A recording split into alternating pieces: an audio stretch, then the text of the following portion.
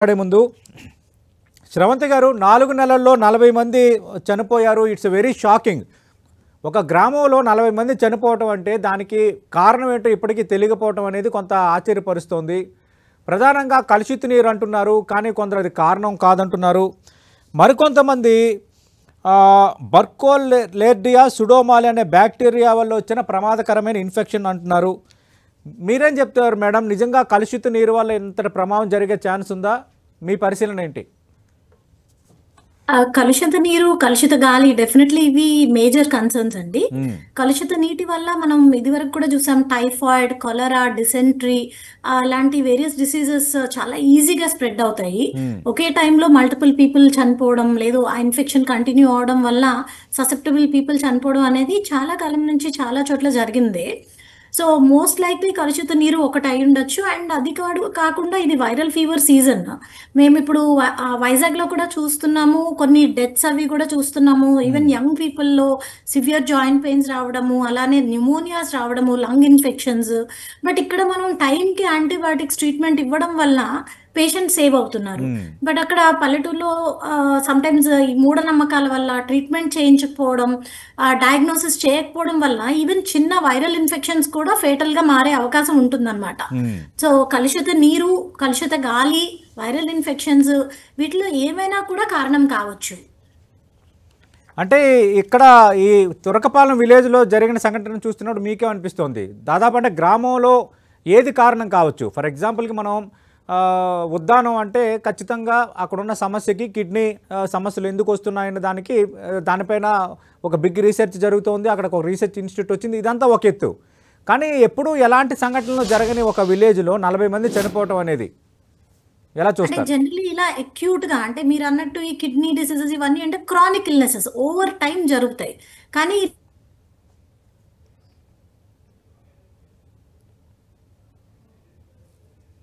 అది water born illnesses like typhoid లాంటి illnesses ఏంటంటే మనకి ఈజీగా వ్యాప్తిస్తాయి. అండ్ ఎక్కువ సిమ్టమ్స్ కూడా లేకుండా, ఎక్కువ టైం కూడా లేకుండా విదిన్ 2-3 days లో డెత్స్ అయ్యే ఛాన్సెస్ ఉంటాయన్నమాట. అవి అందరిలో కూడా ఒకే సిమ్టమ్స్ తో కూడా ప్రెసెంట్ అవ్వక్కర్లా. టైఫాయిడ్ లాంటి ఇల్నెసెస్ అండ్ కొంతమందికి కడుపు నొప్పి రావచ్చు, కొంతమందికి ఫీవర్ రావచ్చు, కొంతమందికి ఏమీ లేకుండా బ్రెయిన్ ఇన్ఫెక్ట్ అవ్వచ్చు. సో ఇట్లా వివిధ రకాలుగా, అంటే కామన్ ఒకేలా ఉండాలి అని కూడా లేకుండా ఒక డెత్ తర్వాత ఒక డెత్ జరుగుతూ ఉండొచ్చు అనమాట.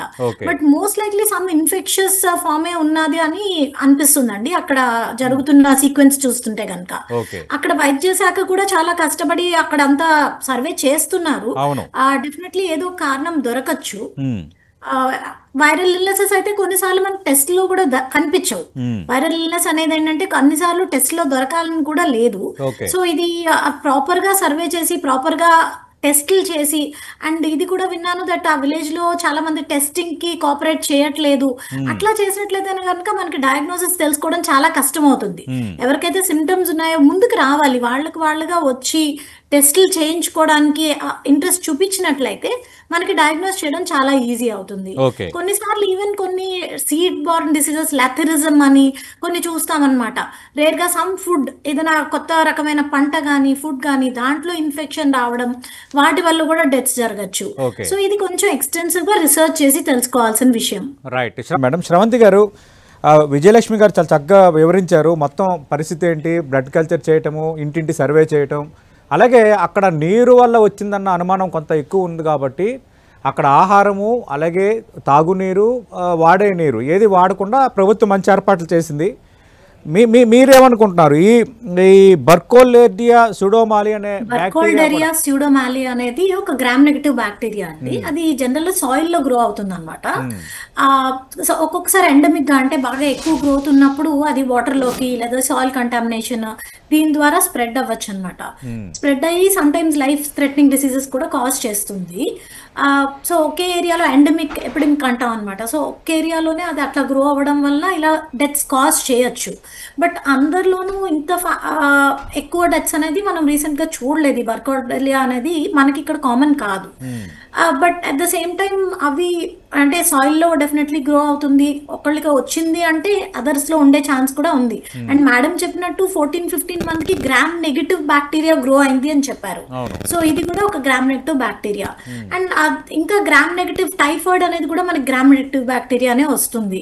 సో ఇంకా క్లియర్గా చెప్పలేము. ఈ కల్చర్లో ఏంటంటే ప్రస్తుతానికి స్టెయిన్ వచ్చింది మనకి, గ్రామ్ పాజిటివా గ్రామ్ నెగిటివా అనేది, కానీ అది గ్రోత్ రావడానికి 5 నుంచి 6 రోజులు టైం పడుతుంది.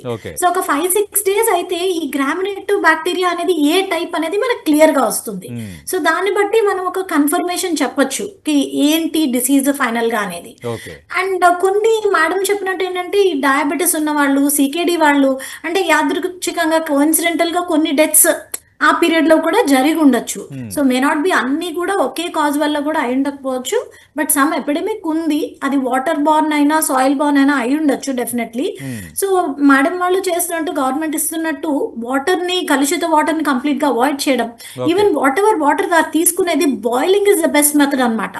సో ప్రతి వాళ్ళు అక్కడ ఉన్న వాళ్ళు ఏంటంటే అంత బాయిల్ చేసిన వాటర్, ఫుడ్ కూడా కంప్లీట్లీ కుక్డ్ ఫుడ్ క్లీన్ చేసి, బాగా క్లీన్ చేసి, సో సాయిల్లో ఉన్నవి ఏంటంటే మనం తెచ్చే కాయగూరలు కానివ్వండి, పల్సెస్ ఏదైనా కూడా అన్ని బాగా క్లీన్ చేసి కంప్లీట్లీ బాయిల్ చేసి కుక్ చేసి తినడం, తాగడం ద్వారా కంటామినేషన్, ఇన్ఫెక్షన్ ని స్ప్రెడ్ అవ్వకుండా ఆపగలుగుతాం. ఫస్ట్ థింగ్, బేసిక్ థింగ్ వాళ్ళు చేయాల్సింది. సో నెక్స్ట్ డయాగ్నోస్ చేయడానికి ఎలాగో గవర్నమెంట్, మన మేడం వాళ్ళందరూ కూడా చాలా ప్రయత్నిస్తున్నారు. సో మనకి నెక్స్ట్ వచ్చే 5-6 డేస్ లో ఒక డయాగ్నోసిస్ రావచ్చు. అప్పటి వరకు ఏంటంటే ఈ ప్రికాషన్స్ తీసుకోవడం ద్వారా ఫర్దర్ స్ప్రెడ్ ని ఆపగలుగుతాం. ఓకే ఓకే శ్రవంతి గారు, మీ అంచనా ఏంటి మేడం? అంటే వర్షాకాలం కొంత ఈ వర్షాల వల్ల ఈ తరహా పరిస్థితి ఏర్పడిందని అనుకోవచ్చా, లేదంటే మిగతా చోట్ల కూడా ఇలాంటి మీరు అన్నట్టుగా ఆ తరహా బ్యాక్టీరియా కానీ అలాంటిది క్రియేట్ అయ్యే ఛాన్స్ ఏమైనా ఉందా? టూ ఎర్లీ టు సే అండి. అంటే ఇది చాలా రెస్ట్రిక్టెడ్ గా ఒక ఏరియాలోనే కనిపిస్తుంది. ఇలాంటి ప్యాటర్న్ మనకి మిగిలిన చోట్ల కనిపించలేదు. ఈవెన్ గుంటూరులో కానీ ఆ దగ్గర పరిసరాల్లో కానీ ఇంత న్యూస్ వస్తున్నందుకు మనకి బయటకు వచ్చేవి, ఇన్ కేస్ ఏమైనా ఫ్రీక్వెంట్ డెత్స్ అవుతున్నాయి అలా అంటే. ఇలా ఎపిడమిక్ ప్యాటర్న్ అయితే ఇంకెక్కడా కనిపించలేదు. సో ప్రాబబ్లీ అక్కడ లోకల్ సాయిల్ కానీ వాటర్ కానీ కంటామినేషనే మేజర్ కాజ్ లాగా కనిపిస్తుంది. సో అందరూ పానిక్ అవ్వడం మంచిది కాదు, బికాస్ ఇది స్ప్రెడ్ అవ్వచ్చు, ఇదంతా కూడా it is too early. And gram negative bacteria, ఈ బ్యాక్టీరియా అనేవి దూరం వరకు స్ప్రెడ్ అవ్వడం తక్కువ అండి. So viral illnesses like Covid ఇలాంటివి అనుకోండి, త్రూ రెస్పిరేషన్ వెళ్తాయి మనకి ఫాస్ట్ గా, అంటే ఇమీడియట్ గా ఇక్కడ నుంచి పక్క స్టేట్ నుంచి కంట్రీకి విదిన్ డేస్ స్ప్రెడ్ అవుతుంది. కానీ బ్యాక్టీరియా అనేది అలా కాదు, అది స్ప్రెడ్ అవడం అనేది కొంచెం కష్టం. లోకల్ గా మోస్ట్ లైక్లీ ఎవరైతే ఆ సాయిల్ నుంచి సాయిల్ కి ఎక్స్పోజ్ అయిన వాళ్ళు, లేకపోతే వాటర్ కానీ అక్కడ లోకల్ ఎఫెక్ట్ అయిన వాళ్ళకే ఎఫెక్ట్ ఉండొచ్చండి. ప్రాబబ్లీ ఇది స్ప్రెడ్ అయ్యే chance out of that place తక్కువే కనిపిస్తుంది. ఓకే.